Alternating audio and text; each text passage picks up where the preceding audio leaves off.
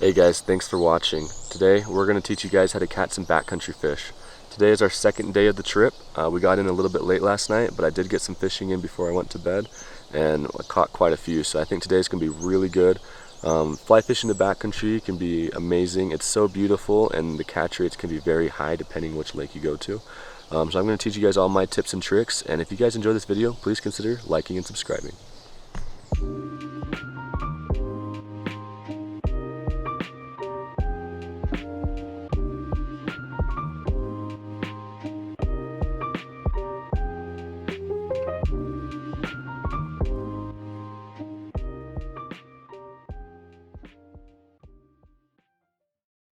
All right, so my best advice when fishing the backcountry is don't overthink it. These fish are desperate, they're hungry, and they don't have very long before winter comes again. And so it creates great opportunities for fly fishing because these fish are feeding so heavily. Your fly selection really doesn't matter all too much, not as much as your presentation and your technique. Presentation and technique will catch you more fish than any fly would. I really try not to change my flies too much, especially when I'm out in the backcountry, just because it's usually just finding the fish and the technique you use to catch the fish. It doesn't matter so much which fly I'm throwing. Now, my two favorite flies to throw are leeches and dry flies. Fish feed a lot on leeches in the backcountry, and from my experience, a lot of the bigger fish will feed on leeches, and they usually do that in deeper water. And so I like to cruise around the lake and just walk around and try to find where it kind of drops off, where it's deeper, or I look for any type of like fallen trees in the water or log jams. And I'll cast a leech under an indicator, and that proves very effective for me because when I'm casting that indicator out there with the leech on it, I let the leech sink nice and deep, and I'm fishing what's called a balance leech, so it rides hook up. And with the indicator, I then tap the indicator back to me, back to the shore, and that creates a little bobbing motion with the indicator. And when the indicator is bobbing up and down, that also means your fly is bobbing up and down. And that gives your fly an almost wiggle motion just like a leech. Now, some people will throw leeches without an indicator, and that definitely works, but I don't think it works as well because you're not getting that jigging motion. You're getting more of a darting motion, kind of like more like a minnow or a bait fish when you don't use an indicator. But if you use an indicator, then you get that nice leech movement where it's just bobbing up and down. And that has caught me so many fish. I've caught really nice tiger trout in the backcountry doing that. But this trip was a little bit different. I started off trying that method because I've been so successful with it in the past. But this trip, all the fish wanted were dry flies. They were hitting the surface everywhere. So I threw on one of my favorite dry flies, which is, it's like a pheasant tail nymph in the back of the fly, but then the front of the fly is more like a dry fly where it has like gray hackle and a little bit of deer hair. Maybe I'll post a tying video on that soon. But that fly is what I caught almost all my fish on this trip, and it works very well. It kind of rides half in the water, half out of the water, and with that little bit of deer hair, it's really easy to spot. And so what I did was I would just cruise the banks and I'd be sight fishing. I had my polarized sunglasses, which I highly recommend.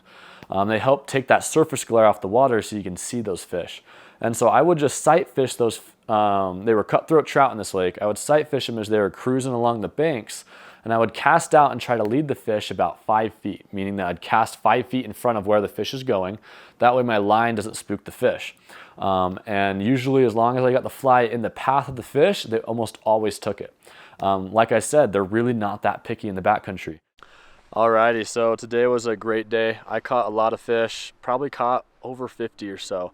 And the best part was it was like all on dry flies. They were eating dry flies the entire day. I really looked for like places with cover and like log jams, kind of protected from the wind a little bit too. That way the water is more still. And that's where I caught a lot of my fish. I caught some nicer sized tiger trouts, but nothing was very big today. I did catch a ton of cutthroats, which is awesome to see cutthroats doing this well.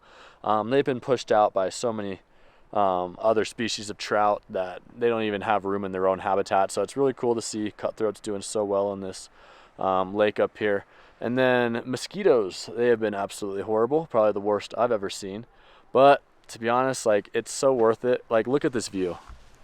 Look at that view. I could fish to that all day long, even if I don't catch a fish. Now, I was going to talk a little bit about some backcountry tips and the different techniques that I use. If they're not hitting dries, especially if they're not hitting consistently, like I don't really throw a dry fly on unless either I know they're hitting them or I see lots and lots of risers. That's when I'll throw a dry. Other than that, I like to find the deepest side of the lake and throw a balanced leech under an indicator, and I usually throw on some type of midge pattern with that as well. And that usually does very well for me, especially if you're targeting like larger fish. Generally the larger fish hang out in the deeper spots of the lake. So yeah, if you're ever up in the backcountry, like definitely give that a shot. But yeah, I got more tips tomorrow. Today, this kind of wraps up today, so I'll see you tomorrow. Alrighty, so today is the third day, and today I'm going to be using my 2-weight. I had such good dry fly action the other day that I think I'm just going to use the 2-weight all day.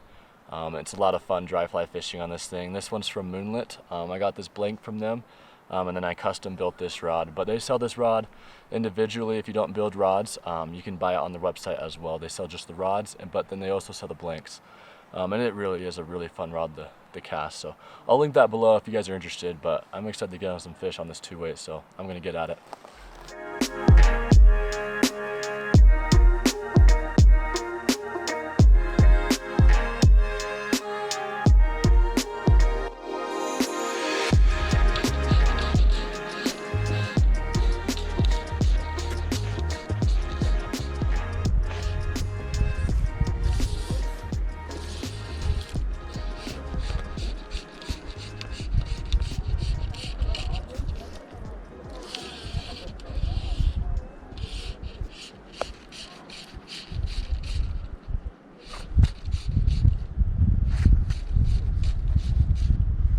Dang, I just had one like attack it.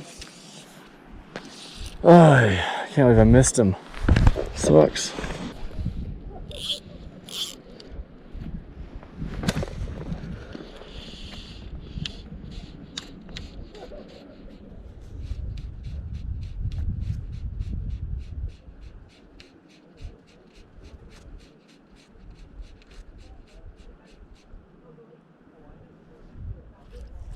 Oh, I didn't realize I had them on.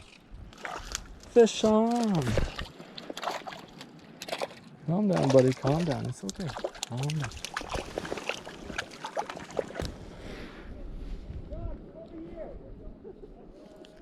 Went for this guy right here. Just a little guy. Okay, so there's a little cliff right here. This looks really good. I'd be surprised if there wasn't something under there.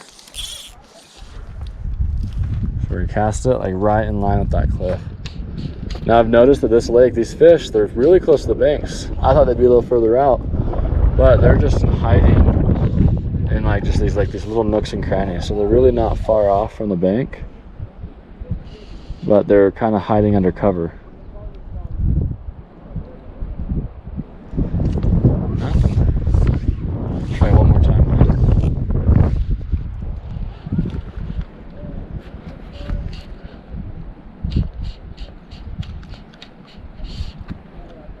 Oh, I had one on, dang it.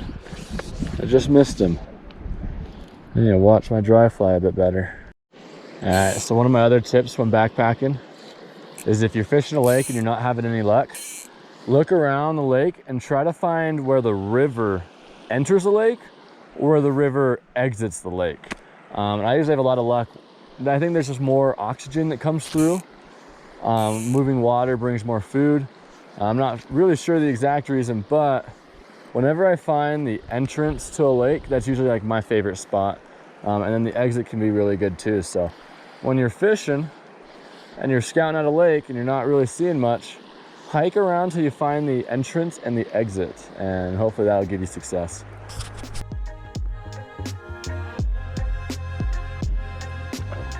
Pull them over the log. Yep, keep walking back to shore.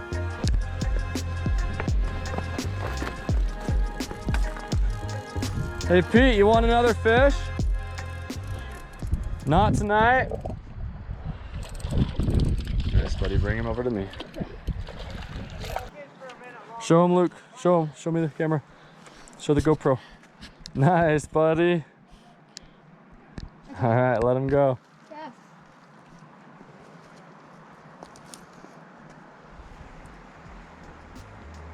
There you go. Dude, that was a good one. Give me a high five.